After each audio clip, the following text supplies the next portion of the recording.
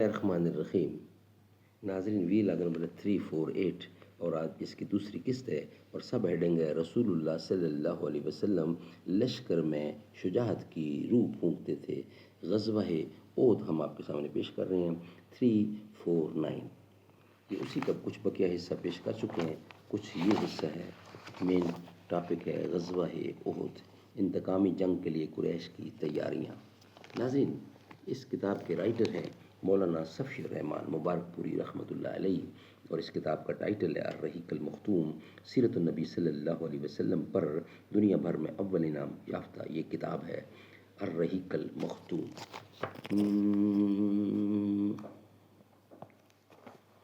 کیا سناتا ہے مجھے ترک و عجم کی داستاں، کیا سناتا ہے مجھے ترک و عرب کی داستاں، مجھ سے کچھ پنہا نہیں اسلامیوں کا سوز و ساز، لے گئے تسلیس کے فرزند میراث خلیل، خشت بنیاد کلیسا بن گئی خاک حجاز، ہو گئی رسوا زمانے میں کلاہ لال رنگ، جو سراپا ناز تھے ہیں آج مجبور نیاز، کرم کے ناداں طواف شمع سے آزاد ہو، کرم کے ناداں طواف شمع سے آزاد ہو، اپنی فطرت کے تجلی زار میں آباد ہو۔ رسول اللہ صلی اللہ علیہ وسلم لشکر میں شجاعت کی روح پھونکتے تھے۔ اس کے بعد رسول اللہ صلی اللہ علیہ وسلم نے اعلان فرمایا کہ جب تک آپ حکم نہ دیں جنگ شروع نہ کی جائے۔ آپ نے نیچے اوپر دو زریں پہن رکھی تھیں۔ اب آپ نے صحابہ کرام کو جنگ کی ترغیب دیتے ہوئے تاکید فرمائی کہ جب دشمن سے ٹکراؤ ہو تو پامردی اور ثابت قدمی سے کام لیں۔ آپ نے ان میں دلیری اور بہادری کی روح پھونکتے ہوئے ایک نہایت تیز تلوار بے نیام کی اور فرمایا، کون ہے جو اس تلوار کو لے کر اس کا حق ادا کرے گا؟ اس پر کئی صحابہ تلوار لینے کے لیے لپک پڑے، جن میں علی بن ابی طالب رضی اللہ، زبیر بن عوام رضی اللہ اور عمر بن خطاب رضی اللہ بھی تھے۔ لیکن ابو دجانہ سماک بن خرشہ رضی اللہ نے آگے بڑھ کر عرض کیا کہ یا رسول اللہ، اس کا حق کیا ہے؟ آپ نے فرمایا، اس سے دشمن کے چہرے کو مارو یہاں تک کہ یہ ٹیڑھی ہو جائے۔ انہوں نے کہا، یا رسول اللہ، میں اس تلوار کو لے کر اس کا حق ادا کرنا چاہتا ہوں۔ آپ نے تلوار انہیں دے دی۔ ابو دجانہ رضی اللہ بڑے جان باز تھے، لڑائی کے وقت اکڑ کر چلتے تھے۔ ان کے پاس ایک سرخ پٹی تھی، جب اسے باندھ لیتے تو لوگ سمجھ جاتے کہ وہ اب موت تک لڑیں گے۔ چنانچہ جب انہوں نے تلوار لی تو سر پر پٹی بھی باندھ لی اور فریقین کی صفوں کے درمیان اکڑ کر چلنے لگے۔ یہ موقع تھا جب رسول اللہ نے ارشاد فرمایا کہ یہ چال اللہ تعالیٰ کو ناپسند ہے، لیکن اس جیسے موقع پر نہیں۔ مکی لشکر کی تنظیم۔ مشرکین نے بھی صف بندی ہی کے اصول پر اپنے لشکر کو مرتب اور منظم کیا تھا۔ اس کا سپہ سالار ابو سفیان تھا، جس نے قلب لشکر میں اپنا مرکز بنایا تھا۔ میمنہ پر خالد بن ولید تھے، جو ابھی تک مشرک تھے۔ میسرا پر اکرمہ بن ابی جہل تھا۔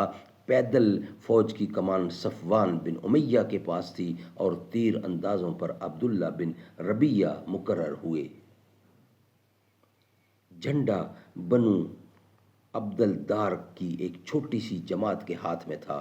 یہ منصب انہیں اسی وقت سے حاصل تھا جب بنو عبد مناف نے قدسی سے وراثت میں پائے ہوئے مناصب کو باہم تقسیم کیا تھا، جس کی تفصیل ابتدائی کتاب میں گزر چکی ہے۔ پھر باپ دادا سے جو بدستور چلا آ رہا تھا، اس کے پیش نظر کوئی شخص اس منصب کے بارے میں ان سے نزاع بھی نہیں کر سکتا تھا۔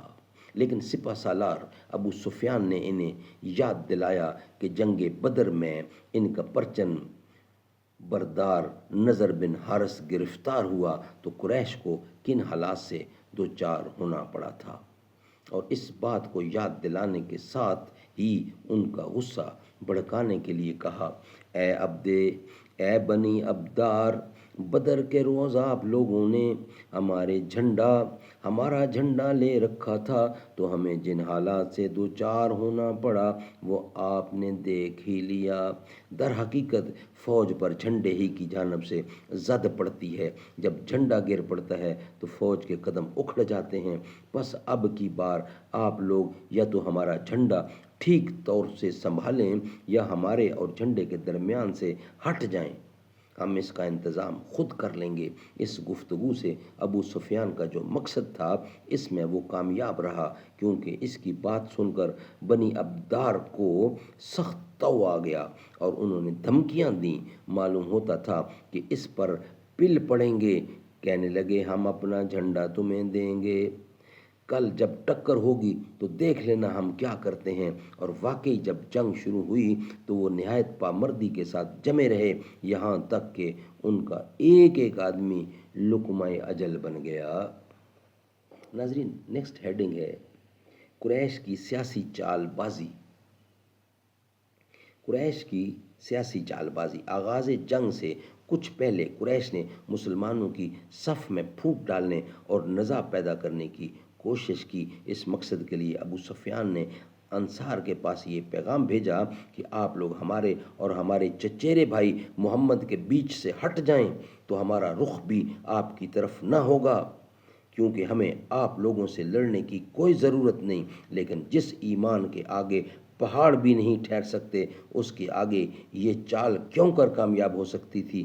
چنانچہ انصار نے اسے نہایت سخت جواب دیا اور کڑوی کسیلی سنائی۔ پھر وقت سفر قریب آ گیا اور دونوں فوجیں ایک دوسرے کے قریب آ گئیں، تو قریش نے اس مقصد کے لیے ایک اور کوشش کی، یعنی ان کا ایک خیانت کوشا اعلی کار ابو عامر فاسق مسلمانوں کے سامنے نمودار ہوا۔ اس شخص کا نام عبد عمر بن زیفی تھا اور اسے رہب کہا جاتا تھا، لیکن رسول اللہ نے اس کا نام فاسق رکھ دیا۔ یہ جاہلیت میں قبیلہ اوس کا سردار تھا، لیکن جب اسلام کی آمد ہوئی تو اسلام اس کے گلے کی پھانس بن گیا اور وہ رسول اللہ کے خلاف کھل کر عداوت پر اتر آیا۔ چنانچہ وہ مدینہ سے نکل کر قریش کے پاس پہنچا اور انہیں آپ کے خلاف بھڑکا کر آمادہ جنگ کر لیا اور یقین دلایا کہ میری قوم کے لوگ مجھے دیکھیں گے تو میری بات مان کر میرے ساتھ ہو جائیں گے۔ چنانچہ یہ پہلا شخص تھا جو میدان احد میں احابیش اور اہل مکہ کے غلاموں کے ہمراہ مسلمانوں کے سامنے آیا اور اپنی قوم کو پکار کر اپنا تعارف کراتے ہوئے کہا، قبیلہ اوس کے لوگوں، میں ابو عامر ہوں۔ ان لوگوں نے کہا، او فاسق، اللہ تیری آنکھ کو خوشی نصیب نہ کرے۔ اس نے یہ جواب سنا تو کہا، اوہو، میری قوم میرے بعد شر سے دوچار ہو گئی ہے۔ پھر جب لڑائی شروع ہوئی تو اس شخص نے بڑی پرزور جنگ کی اور مسلمانوں پر جم کے پتھر برسائے۔ اسی طرح قریش کی جانب سے اہل ایمان کی صفوں میں تفرقہ ڈالنے کی دوسری کوشش بھی ناکام رہی۔ اس سے اندازہ کیا جا سکتا ہے کہ تعداد کی اکثریت، تعداد کی کثرت اور ساز و سامان کی فراوانی کے باوجود مشرکین کے دلوں میں مسلمانوں کا کسی قدر خوف اور ان کی کیسی ہیبت طاری تھی۔ ناظرین، نیکسٹ ہیڈنگ ہے جوش و ہمت دلانے کے لیے قریشی عورتوں کی تگ و داز۔ یہ اس کا سب ہیڈنگ ہے، جوش و ہمت دلانے کے لیے قریشی عورتوں کی تگ و داز۔ ادھر قریشی عورتیں بھی جنگ میں اپنا حصہ ادا کرنے اٹھیں۔ ان کی قیادت ابو سفیان کی بیوی ہند بنت عتبہ کر رہی تھیں۔ ان عورتوں نے صفوں میں گھوم کر اور دف پیٹ کر لوگوں کو جوش دلایا، لڑائی کے لیے بھڑکایا، جان بازوں کو غیرت دلائی اور نیزہ بازی و شمشیر زنی، مار دھاڑ اور تیر افغنی کے لیے جذبات کو برانگیختہ کیا۔ کبھی وہ علمبرداروں کو مخاطب کر کے یوں کہتی تھیں، دیکھو بنی ابدار، دیکھو پشت کے پاسدار، خوب کرو شمشیر کوار، دیکھو بنی ابدار،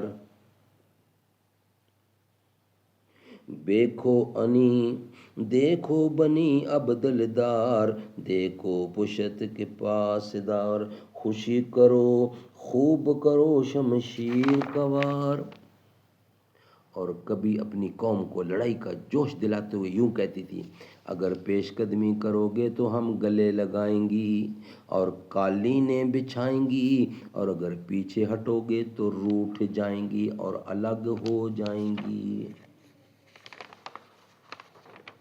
جنگ کا پہلا ایندھن۔ جنگ کا پہلا ایندھن۔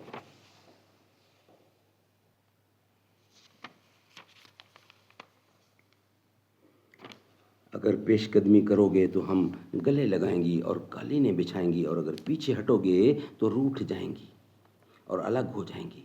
جنگ کا پہلا ایندھن۔ اس کے بعد دونوں فریق آمنے سامنے، بالکل آمنے سامنے اور قریب آ گئے اور لڑائی کا مرحلہ شروع ہو گیا۔ جنگ کا پہلا ایندھن مشرکین کا علمبردار طلحہ بن ابی طلحہ ابدری بنا۔ یہ شخص قریش کا نہایت بہادر شاہ سوار تھا۔ اسے مسلمان کبش الکتیبہ لشکر کا مہنڈا کہتے تھے۔ یہ اونٹ پر سوار ہو کر نکلا اور مبارزت کی، یعنی پکارا، للکارا، دعوت دی۔ اس کی حد سے بڑی ہوئی شجاعت کے سبب عام صحابہ مقابلے سے کترا گئے، لیکن حضرت زبیر آگے بڑھے اور ایک لمحہ کی مہلت دیے بغیر شیر کی طرح جسد لگا کر اونٹ پر جا چڑھے، پھر اسے اپنی گرفت میں لے کر زمین پر کود گئے اور تلوار سے ذبح کر دیا۔ نبی اکرم نے یہ ولولہ انگیز منظر دیکھا تو فرت مسرت سے نعرہ تکبیر بلند کیا۔ مسلمانوں نے بھی نعرہ تکبیر لگایا۔ پھر آپ نے حضرت زبیر رضی اللہ کی تعریف کی اور فرمایا، ہر نبی کا ایک حواری ہوتا ہے، میرا حواری زبیر ہے۔ اس کا ذکر صاحب سیرت حلیبہ نے کیا ہے، ورنہ احادیث میں یہ جملہ دوسرے موقع پر مذکور ہے۔ ناظرین، بقیہ حصہ انشاءاللہ ہم آپ کے سامنے رکھیں گے نیکسٹ ویلاگ کی صورت میں۔ یہ ویلاگ ہمارا یہاں ہی کمپلیٹ ہوتا ہے۔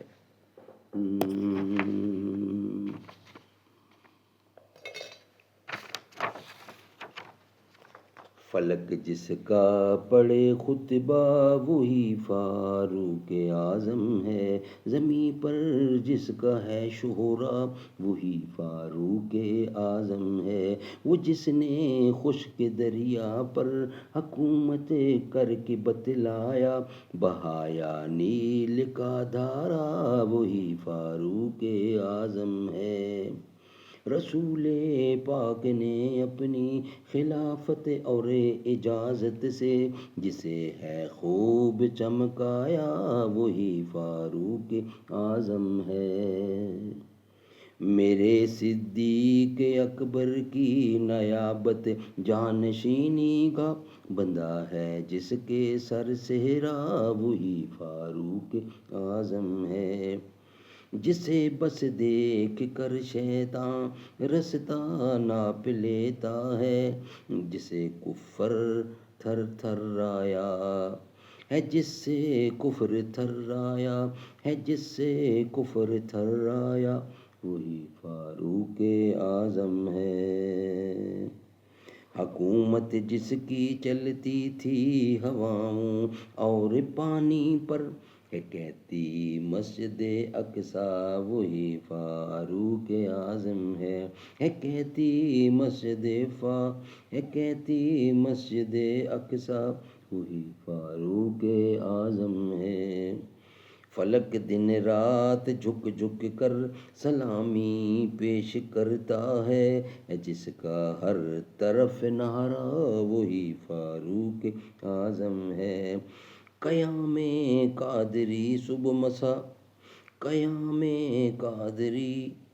صبح مسا دربار پر جن کے فرشتے دیتے ہیں پہرا وہی فاروق اعظم ہے۔